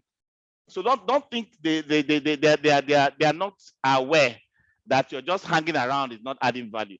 So create a plan, create a reporting mechanism that reports on the plan and the value that plan is bringing to the organization, and be visible with that reporting. They will never want you to be around the clock as far as they are saying things get done. So you can actually spread your 40 hours by not coming to work on Tuesday at all. I'm not coming to work on Thursday at all. I'm coming to work every Saturday to ensure that the deep cleaning is well supervised, to ensure that fumigation is well done, to ensure that generator servicing is done. Everything is done at off-peak hours. Most other days you come to work at 11 and you close at 6 or 7, while others close at 4. Things like that. It's a work program you have created. Account for the work hours that you are being paid for and do smart work with your time.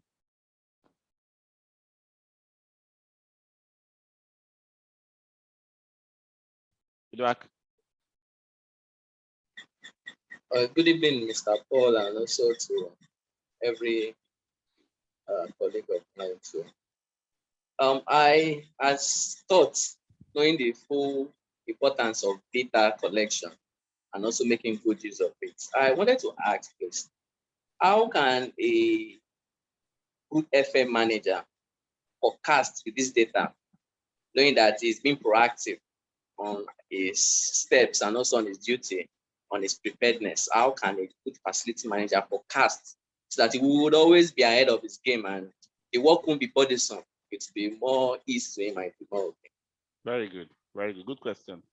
Forecasting is a function of historical data.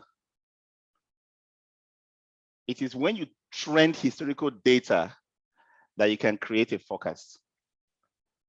Anything other than that is guesswork. For example, how much materials will you need? How many hours will you need to do a certain job? It is because you are tracking the materials used in the past, recording them and tallying them, the hours spent on certain types of jobs, you are tallying them, the number of people that participated in certain activities, you are tallying them, and so on and so forth. You have records, you have data. It is from that data, you create a trend. Once that trend is read from the data, you now create a forecast. So any facility management operations right now that do not have data you are acquiring, anything talking about forecast is in vain. Okay. Okay. Thank you. Thank you. Ite, last question for the evening. All right. Good evening, all. Good evening, Mr. Paul. Yes. Thank you so much for the way you've been giving us fresh ideas on facility management in general. Good. Now, my question is actually focused on the professional certification that you talked about earlier. Yep. But looking at BIFM training, I didn't really get the scope of that. Yes. So I wanted you to just you see BIFM, idea of it.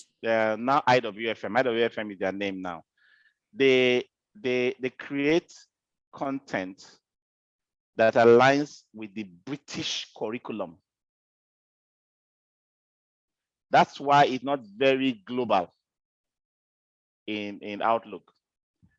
So if you submit your CV to me and you say you are national vocational qualification level 4, I probably will not be able to interpret that as a Nigerian employer, right?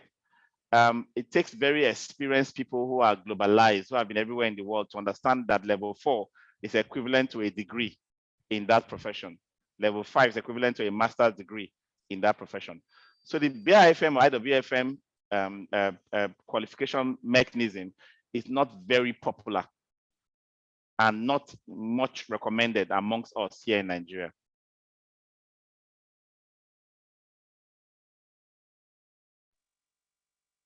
All right. Duly noted. Thank you very much for that. All right, thanks.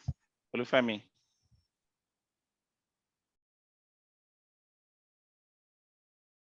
Good evening, sir. Good evening. Yeah, thank you very much. I want to quickly ask, my situation is that of when you work directly with the MD, who happens to be the owner of the building. And funny enough, you work with some guys that happen to be part of the part of the companies that builds the builders, kind of. So, I mean, my technician is an engineer with the builders, as well as the plumber, even the cleaning. They were inherited from construction. So So before I came in place, they had this direct contact with the MD, who happens to be the owner. So he brought me in, knowing me from some other facilities. So there's this gap I've not been able to close for a while now. The gap, I'm not saying they shouldn't interact with him, but it's just that some things, which is the more reason why I want to show up often and often, so I don't miss, because some things can actually go past me. But the actual process was for them to always get back, as in reach me before they go to see him, or probably get back to me so I can keep records and all that. Mm-hmm. But I still feel, for me, I spoke with my boss and he feels that's let's run it that way so we don't have issues. These guys have an understanding of the whole place, so let's run it that way so we don't have issues. And I'm thinking, sir, we can draw a normal arrangement for this. I think I'm the one lacking. That's what I want to ask. Do you understand my scenario, sir? Mm-hmm. I do. So what needs to happen is that you need to become more integrated with them. Okay. And get them to start documenting everything they know.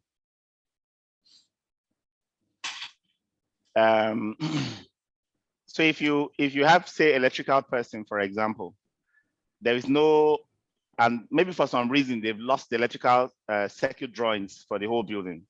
The DBs are not labeled, for example, right? And so they are the ones that know that if they open a particular DB, the consumer unit, from the top, number 8 coming down is the MD's socket. You're in trouble. Serious ones, I understand you. Serious trouble. Yeah.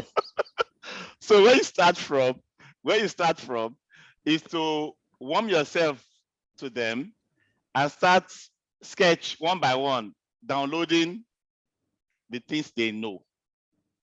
Right? That I've been doing for 2 years now. Ah, good. So nice. Downloading, creating circuit diagrams. You can even get a draftsman to help you. Be asking them questions. Where does this run from here to? How does this panel relate to that consumer unit and so on? Creating all those sketches, the piping layout. If it is there already, if they are on ground, just go and spend time to learn it so you can start discussing with them, right? How things run. They will not be telling you the ones that are different on ground from what it is in the drawing, right? Then you cannot be making those adjustments. You work with them for a long time until you are fully downloaded. Then the second thing is you will now begin to put in processes for doing things. Okay? You will create the process. Now, if I want to create a process with people who are very experienced, I will bring a blank sheet and say, I want to create process. This is the heading of this sheet. This process is for so and so activity. You are the one that is doing it. Tell me the first step. I will write it. And what's the next step? I will write it. What's the next one? That's how we'll get to number 10, right? When I finish writing it, I will not ask questions again. Number 7, why are we even doing it? We'll reason together. We may end up striking out number 7, right? Why don't we do number 5 before number 4? We'll reason it together. They may have superior information than myself. We may leave it like that. Back and forth, back and forth. You are doing 2 things at the same time. You are bonding with them, you are improving your processes, and 3, actually, you are controlling, you're taking control of what's going on. You know, because if they have so much of that ace up their sleeves, then what's going to happen is that their manipulations might set in.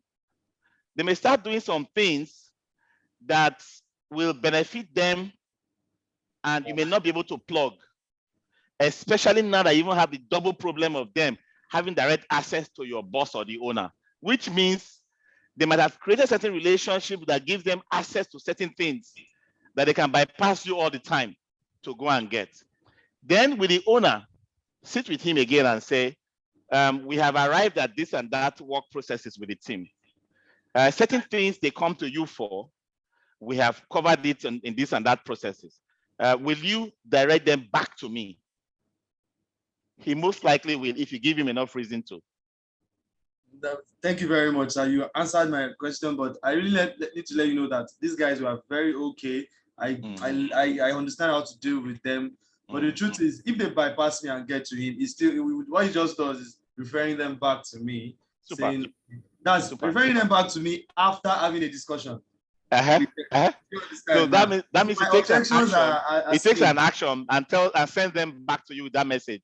I don't understand. So I think we really need to revisit. I mean, me and the owner, we need to talk again. Or do you think it's fine that way? Do you think we can keep running? No, it's not fine that way. It's never fine that way. It's never fine that you must take control of your work, but you must show value, right? The owner must have a perception of your competence, right? To actually drop everything for you and not even bother himself anymore. If he feels you're overwhelmed and you're overloaded, he will keep doing those things. You must show him that you have capacity, okay? Thank you very much, sir. Thank you, sir. You're welcome. All right, Bamidele, last question. Finally, the last question. We have finished our time for today. Yeah. Oh, good evening, sir. Good evening. Good evening, sir. Thank you for your time. So is there a question? I don't know if you permit me to. I have a request. I'm seriously on the hot seat. I need to submit a report, generate a template for facility condition assessment templates. Okay. I don't know if anybody can help. Don't worry. Don't worry. Everybody will issue out the project docket. I want everybody to get the project docket from the onset. So we have the condition assessment templates in there. You can immediately use it for your project right now. And what you are working on right now might end up, just taking care of your project at the end of the course. So Barakat, please take a note to send out the project dockets to everybody so that they can start working on their project right from day one. The day you cover a particular course, the day you learn enough to start working on asset register, start working on it. The day you learn enough to start working on condition assessment, start working on it.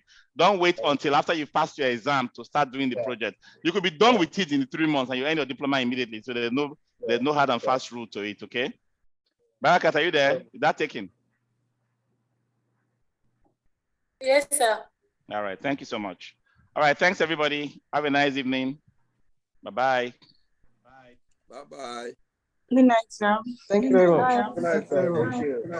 Bye-bye. Bye. Bye. Thank you. Have a good night. Bye.